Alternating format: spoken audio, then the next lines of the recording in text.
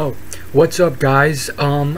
Here I am again to do the latest chapter of Fairy Tail that was just released today, and I gotta tell you, this was actually quite a good chapter. It's amazing how they can make 20 pages into something so short. How was it done? I don't know, but very little happened this chapter, and yet it implies a lot. It's a blessing and a curse that there's no other manga being released this week, but now I get to focus on Fairy Tail, which is the manga I've been shunning the most. So this chapter, let's just get to the ending, okay? Spoiler alert, first and final. This guy looks to be related to Gray in some way, shape or form, and he obviously knows who Gray is. And he despises Gray, or just either feels guilt or shame or regret or something regarding Gray. People will probably predict that this guy is Gray's father. He seems to be in that age group. Or it's Gray in the future. It's Gray in the future, in some warped future. And this has happened a few times before in Fairy Tail with the whole time travel thing. Is it a same sort of thing where maybe a Gray from the future has come into this world and decided to stay? Or could this be, again, as shown before in Fairy Tail, where there's an alternate dimension sort of thing? By the way, I apologize for those of you who hate the background noise, but I wanted to get this video out as soon as possible, and the camera I bought right here, it has really short battery life and memory, so I have to keep charging this thing for like very little film, and I do run a main YouTube channel on top of this one, so I couldn't wait any longer, so I'm using my laptop. Anyhow, it could be someone from, you know, some sort of alternate dimension, Gray from the future, which also has occurred. But I believe that it's neither of these two. I think they're plausible, which is why I put them forth, and why I sort of predicted this. But I think that the biggest chance is that this is just someone who knows Gray. That's it. How? Maybe it goes back to Deliora. Maybe Gray somehow wronged this guy. I don't know how is that possible, because Gray is so weak in comparison to this guy. I mean, this guy seems so strong. He goes like this, freezes Natsu. Again, this is one of these chapter cliffhangers, so Natsu could easily burst out of that ice at the start of the next chapter, so that just ruins it.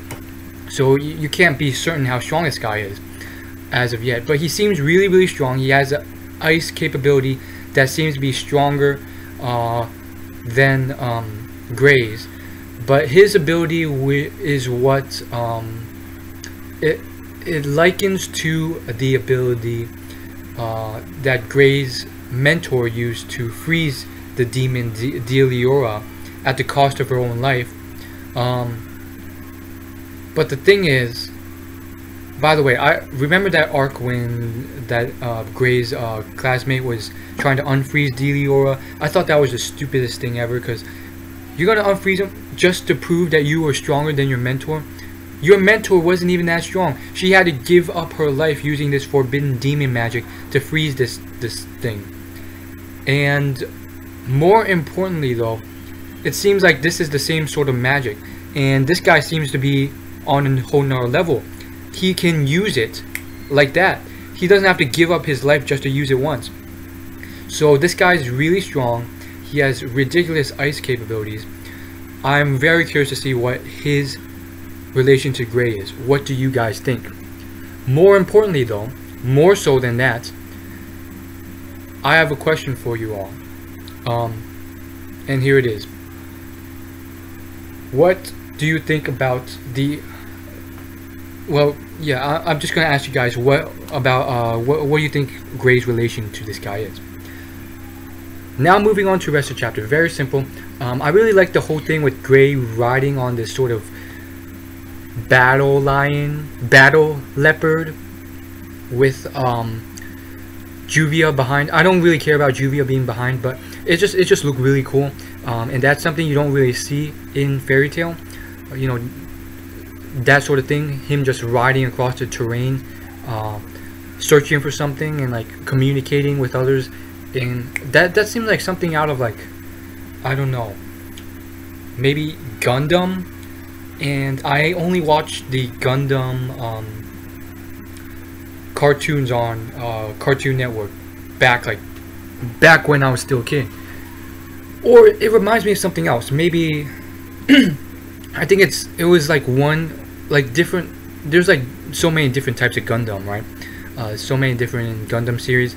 It was a few of them. There's like a few different Gundams that represent that.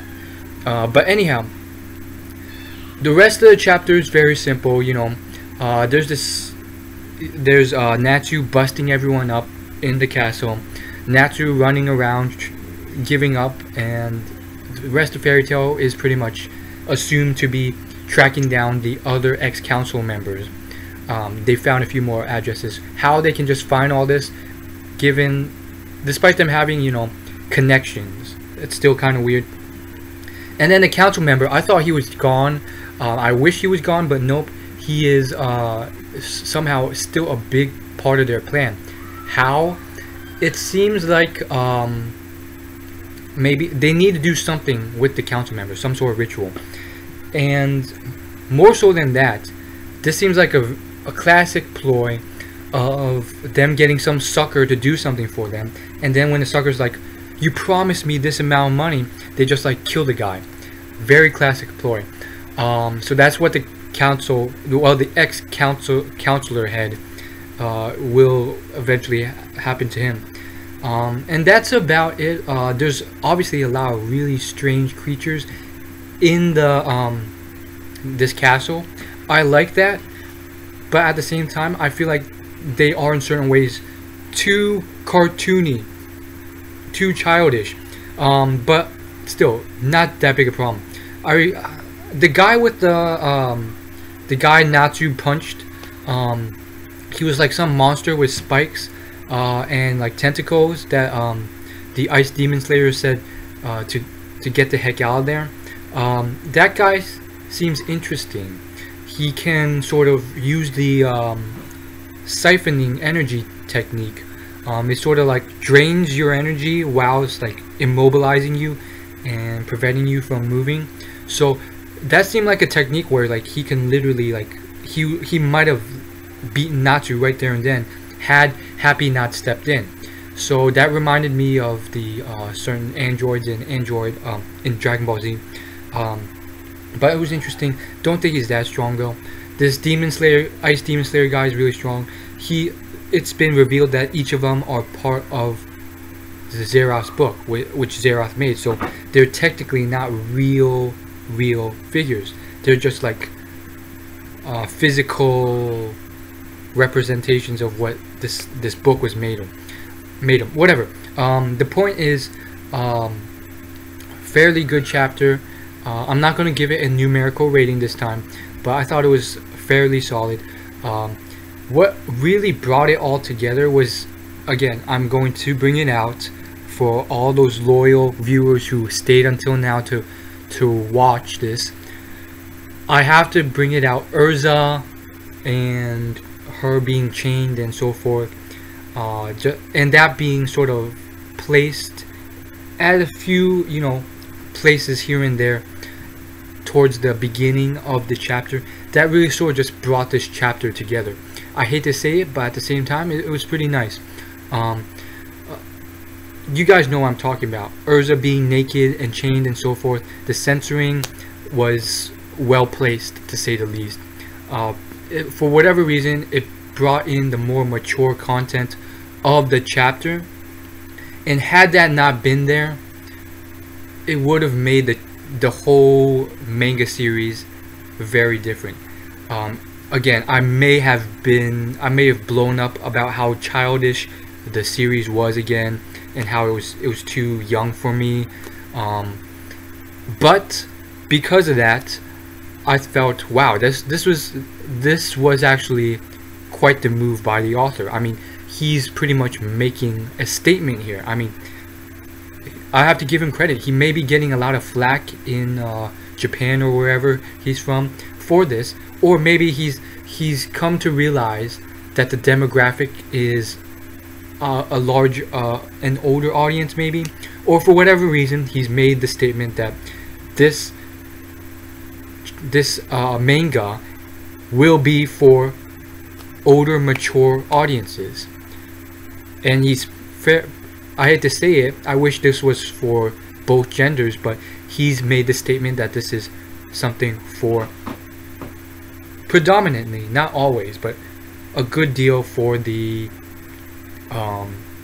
male gender, which is quite a statement, because I feel like when Fairy Tail first was released in the first 100 chapters, a lot of the promotion and love of it came from girls. So I don't know. Anyhow, it was really nice. I feel like this does this fall under the ecchi sort of manga category? I believe ecchi manga category means that the manga will oftentimes do this sort of teasing, but it will never go beyond that border. It will do a lot of like naked girl teasing with things censored out, but that's as far as it goes, and it does it often. And because they do that, it's categorized as ecchi. Let me know. I don't know if that's the right categorization, or if that's really what ecchi is, or if there's another categorization for it. But that's something that's been employed into Fairy Tail, as you've seen in all my videos about Fairy Tail recently. And I really do feel that this author does a good job in drawing these female figures. Like, honestly, like that's a really tough job to do. A lot of people can't really draw female figures. I mean, forget One Piece. I mean, first off, One Piece does a great job, but it's not realistic. I mean, the waists are like that thin, and things are disproportionate, like the head, the boobs. But like, forget One Piece and the big popular manga selling millions of copies. Just the moderately popular ones, or the unpopular ones, a lot of them fail at drawing these sort of things. And if they do, it's usually like a close-up to hide their inconsistencies. Like, name one manga in the comments where there is like a full panel where you see their entire body and it's drawn out like realistically proportional and actually very well drawn. Name one manga and I'll probably take a look and read it, and maybe do reviews on it, maybe not. But I feel like that is one. It's actually really hard to do, and I have to give props to Fairy Tail, because not only do they do that well, they oftentimes add in a lot extra. I mean, with their wardrobes. I mean, look at Urza's wardrobe of X-Quip costumes, and it's all very well drawn. And I think I remember, you know, dabbling in a few other manga at one point. It was like Kingdom Hearts. Just like I literally just went to it and shuffled through a few pages, and a few others like Shaman King and well, Shaman King I went deep into. I finished the manga series, and that, looking back, I feel like that's a big problem. So I have to give props to Fairy Tail. And as always, like, favorite, comment, and subscribe. And if you have any manga recommendation, leave them below. I really like this sort of thing. I like two types. One type is the whole fighting, sort of good plot, not too weird or creepy sort of stuff, like So that's why I watch, I read Bleach, One Piece, Naruto, and what else?